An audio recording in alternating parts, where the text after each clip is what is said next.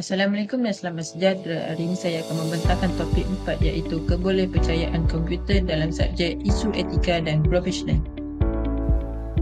Kepentingan kebolehpercayaan dalam sistem komputer merujuk kepada keupayaan sistem untuk berfungsi dengan betul, konsisten, selamat dan stabil tanpa sebarang ralat atau kerosakan serta kemampuan pulih sekiranya berlaku. Kes yang mengakibatkan komputer tidak boleh dipercayai adalah Crown Street pada 19 Julai 2024. Syarikat ini mengemas kini pilihan keselamatan mereka bagi sistem Microsoft Windows, tetapi keselamatan ini mengandungi ralat yang menyebabkan beribu-ribu komputer mengalami blue screen of death. Apakah perbezaan kebolehpercayaan telefon Android dan Apple? Android digunakan secara meluas dan pelbagai model, spesifikasi, perkakasan dan versi yang berbeza setiap peranti, manakala Apple dikawal secara ketat dan dihasilkan oleh syarikat dengan standard yang tinggi. Itu sahaja pembentangan topik 4. Sekian, terima kasih.